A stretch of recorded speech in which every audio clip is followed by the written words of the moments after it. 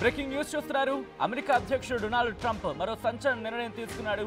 US work permits ను automatic గా renewal చేసే విధానానికి ముగింపు పలికాడు అధ్యక్షుడు ట్రంప్.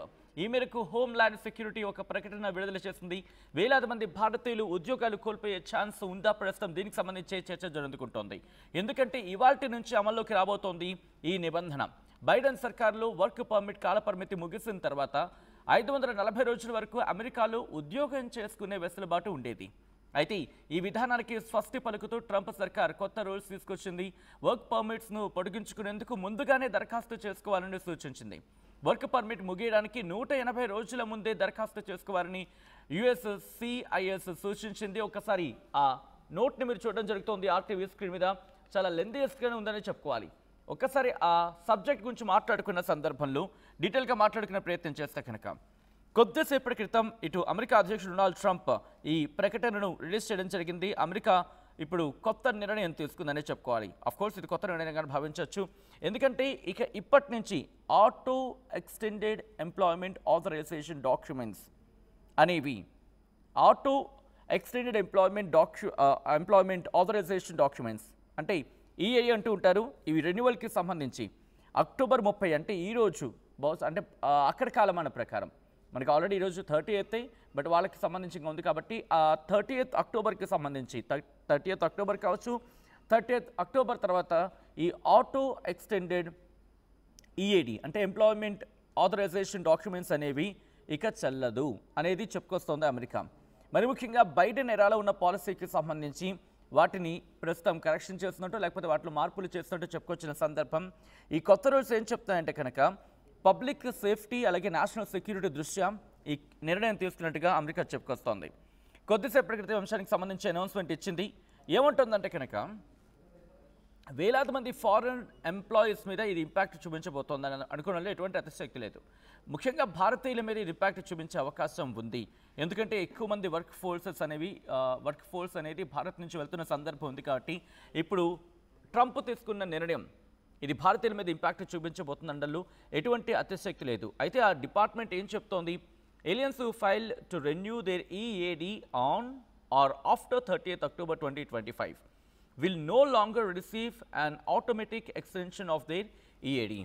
అంటే మరి ముఖ్యంగా చెప్పాలంటే విదేశాల నుంచి వచ్చిన వాళ్ళు ఎవరైనా కూడా EADకి సంబంధించి అంటే ఎంప్లాయ్మెంట్ ఆథరైజేషన్ డాక్యుమెంట్స్ అనేవి అక్టోబర్ 30న కావచ్చు, లేకపోతే అక్టోబర్ 30 రోజున కావచ్చు, లేకపోతే అక్టోబర్ 30 తర్వాత కావచ్చు. ఈ ఆటోమేటిక్ EAD అనేది ఆటోమేటిక్ ఎక్స్టెన్షన్ EADకి సంబంధించి అవ్వదు. ఆటోమేటిక్ ఎక్స్టెన్షన్ EAD అనేది ఇక చెల్లదు, ఇక కుదరదంటూ చెప్పుకొచ్చింది. అంటే EADస్కి సంబంధించి ఆటోమేటిక్గా ఎక్స్టెన్షన్ అనేది ఇది ఎఫెక్ట్ అవ్వబోతుంది.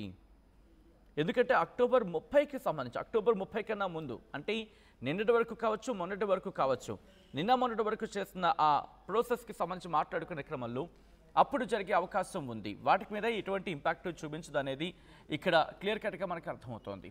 సో ఇప్పటి నుంచి జాగ్రత్త తీసుకోవాల్సిన అవసరం ఉంది. అంటే ఒకవేళ మీ వర్క్ పర్మిట్ అయిపోతుంది అనుకుందాం, ఫర్ సపోజ్ 180 రోజుల ముందే అంటే ఈరోజు అయిపోతుందంటే ఈ రోజు నుంచి ఒక 6 నెలల ముందే మీరు వాటిని అప్లై చేసుకోవాల్సి ఉంటుంది. మరి ముఖ్యంగా వాటిని దరఖాస్తు చేసుకోవాల్సి ఉంటుంది. బైడెన్ హయాంలో ఎలా ఉండేది? మీరు సర్టెన్ డేట్ ఉంటుంది కదా, సర్టెన్ డేట్ కన్నా ముందు ఒకవేళ అప్లికేషన్ పెట్టుకుని ఉంటే కనుక ఏకంగా 540 రోజులు అంటే దాదాపుగా 2 ఏళ్ళు అనుకోవచ్చు. సుమారుగా 2 ఏళ్ళు కాకపోయినా దాదాపుగా 1.5 నుంచి 2 ఏళ్ల సమయం మధ్యలో ఆ సమయం సరిపోతుంది. సో ఇప్పుడు అలా కాదు. మీ వర్క్ పర్మిట్కి సంబంధించి ఆ డేట్ అయిపోయి కన్నా ముందే దానికి 180 రోజులకు ముందే మీరు దరఖాస్తు చేసుకోవాలి. అంటే అడ్వాన్స్గా మీరు చేసుకోవాల్సి ఉంటుంది. సో ఎందుకు ఈ కండిషన్ పెట్టింది అనేది డీటెయిల్గా మాట్లాడుకునే ప్రయత్నం చేద్దాం. ఏమంటుందంటే కనుక ఇది ఒక ప్రివిలేజ్. అమెరికాలో ఉద్యోగం చేయాలనేది ప్రివిలేజే తప్ప ఇట్స్ నాట్ ఎ రైట్, వాళ్ళ హక్కు కాదు అనేది ఇక్కడ అమెరికాకు సంబంధించిన అధికారులు కావచ్చు, సంబంధిత శాఖ కావచ్చు అంటున్న మాట. అంటే ఒక ప్రివిలేజ్ అంట. అమెరికాలో ఉద్యోగం చేయాలనేది ఒక ప్రివిలేజ్ తప్ప నాట్ ఎ రైట్, అది హక్కు కాదంట. ఒకసారి ఆ డాక్యుమెంట్స్ మీరు చూసే ప్రయత్నం చేయండి ఆ విజువల్స్కి సంబంధించి. ఎందుకంటే ఒకసారి చూడొచ్చు. కొద్దిసేపటి క్రితం US citizenship and immigration services USCIS department of home land security DHS దీన్ని రిలీజ్ చేసింది. Interim final rule. ఇది ఇంటరిమ్ మధ్యంతర ఉత్తర్వుల కింద మనం భావించవచ్చు, మధ్యంతర ఇంటర్మ్ ఫైనల్ రూల్ కింద చెప్పుకోవచ్చు. సో ఒకసారి మీరు చూడొచ్చు, విత్ రిక్వెస్ట్ ఫర్ కమెంట్స్ అంటూ కూడా. సో ఈ క్రమంలో ఏం చెప్తుంది మాట్లాడుకున్న సందర్భంలో, ఇప్పుడు ఈ కొత్త రూల్స్ విషయంలో ఇప్పుడు ఇంకేమవుతుందంటే మరికొన్ని స్క్రీనింగ్ విషయంలో కావచ్చు, లేకపోతే ఆ సెక్యూరిటీకి సంబంధించి వాటిని ఇంకా టైటన్ చేయడం జరుగుతుంది. ఇక్కడ ప్రధానంగా ఎటువంటి కారణం చూపించడం జరుగుతుందంటే, విదేశాల నుంచి వచ్చే వాళ్ళతో కాస్త ప్రమాదంగా మారుతోంది. ఉద్యోగ భద్రత కోల్పోవడం జరుగుతుంది అమెరికన్లు. అక్కడ అమెరికన్లకు ఉద్యోగాలు దొరకటం లేదు. దాంతోపాటు ఇక్కడ ఆ విలాసవంతమైన జీవితానికి వీళ్ళు ఇక్కడ అలవాటు పడిపోతున్నారు అనే అర్థం వచ్చేలా మాట్లాడిన సందర్భంలో కూడా ఒక మాట అనడం జరుగుతోంది. ఏమని? మాదక ద్రవ్యాలని ఇక్కడ బాగా వ్యాపింప చేయడం జరుగుతోంది విదేశాల నుంచి వచ్చిన వాళ్ళు. సో వీటన్నిటి కారణంగా మేము ఆ రూల్స్ని టైటన్ చేయబోతున్నాం.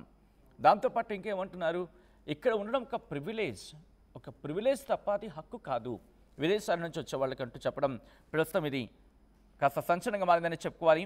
అయితే బైడెన్ హయాంలో ఎలా ఉండేదంటే కనుక ఇమిగ్రేషన్ వర్క్, అమెరికాలో ఇమిగ్రేషన్ వర్క్ అనుకుందాం, even after they work permit expired, ఒకవేళ వాళ్ళ వర్క్ పర్మిట్ ఎక్స్పైర్ అయిపోయిన తర్వాత కూడా అంటే 540 రోజుల వరకు, అంటే ముందే అప్లై చేసుకోవాలి. ముందే కనుక దీన్ని అప్లై చేసుకుంటే అక్కడ కూడా కండిషన్స్ ఉన్నాయి. ఎప్పుడెప్పుడు ఆ రెన్యువల్ అప్లికేషన్ అనేది ఫైల్ టైమ్లీ కనుక చేస్తే, ఆ అప్లికేషన్ అనేది టైమ్లీ కనుక ఫైల్ చేసేస్తాం అనుకో, అక్కడి నుంచి 540 రోజుల టైం ఉంటుంది. దాంతోపాటు ఈఏడి కేటగిరీ ఆటోమేటిక్ ఎక్స్టెన్షన్కి ఎలిజిబిలిటీ అయి ఉండాలి. ఇక దాంతోపాటు ఎలిజిబిలిటీ కేటగిరీస్ ఉంటాయి కదా, ఎలిజిబిలిటీ కేటగిరీ గురించి మాట్లాడుకుంటూ ఉంటాం కదా, వాటిని మ్యాచ్ చేయగలగాలి. లేదనుకోండి ఆ క్లాస్ రిక్వెస్ట్ ఉంటుంది కదా, ఆ రిసీట్ నోట్స్ సంబంధించి దాంట్లో లిస్టెడ్ అయ్యి ఉండాలి. ఇలా కొన్ని కండిషన్స్కి సంబంధించినప్పుడు 540 రోజులు అంటే దాదాపుగా 2 ఏళ్ళు, ఇప్పుడు 2 ఏళ్ళు కాకపోయినా 1.5 ఏళ్ళు అనుకోవచ్చు అటు ఇటుగా. సో ఇప్పుడు ఏమవుతుందంటే దీనికి సంబంధించి US department of homeland security ఒక స్టేట్మెంట్ ఇచ్చింది. ఆ స్టేట్మెంట్ నేను చెప్పే ప్రయత్నం చేస్తున్నాను. There are limited exceptions to this rule, including extensions provided by law or through a federal register notice for TPS related employment documents అంటూ కూడా. అంటే కొన్ని ఎక్సెప్షన్స్ ఉన్నాయి ఈ రూల్స్కి సంబంధించి, ఆ ఎక్స్టెన్షన్ విషయంలో కూడా, మరి ముఖ్యంగా న్యాయపరంగా.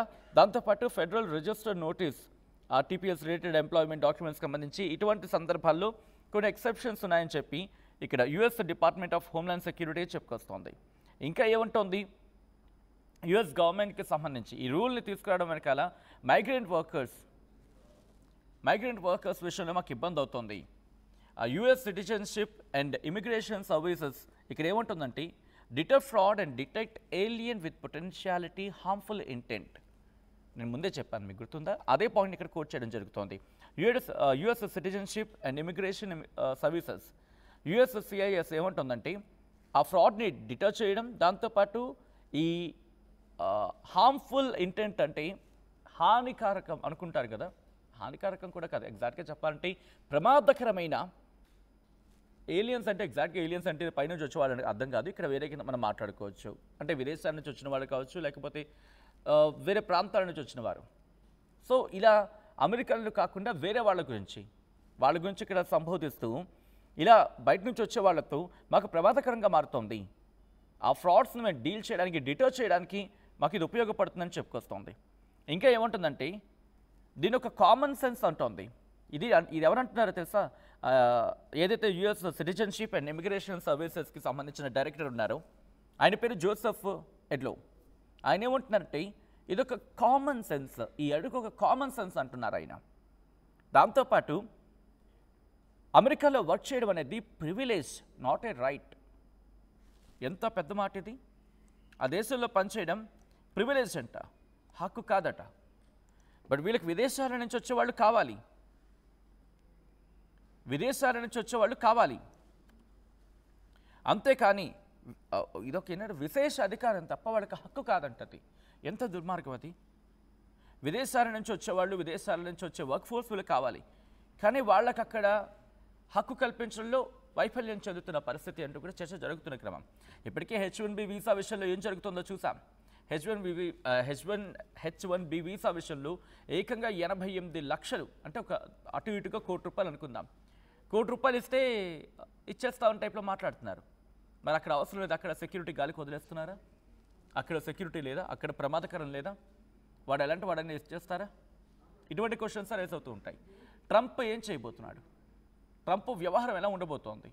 అసలు ఎందుకు ఇలా ఎడాపెడా నిర్ణయాలు తీసుకుంటున్నాడు? ఇదే క్వశ్చన్ రైజ్ అవుతోంది. ఈ ఘటనకు సంబంధించి మీరే అనుకుంటున్నారు? ఇటువంటి చర్యలు అమెరికాను ఏ దిశలో తీసుకెళ్లే అవకాశం ఉంది? అమెరికాను ఎటువైపు నడిపించబోతున్నాయి? మీరేమనుకుంటున్నారు అనేది కమెంట్ చేయండి.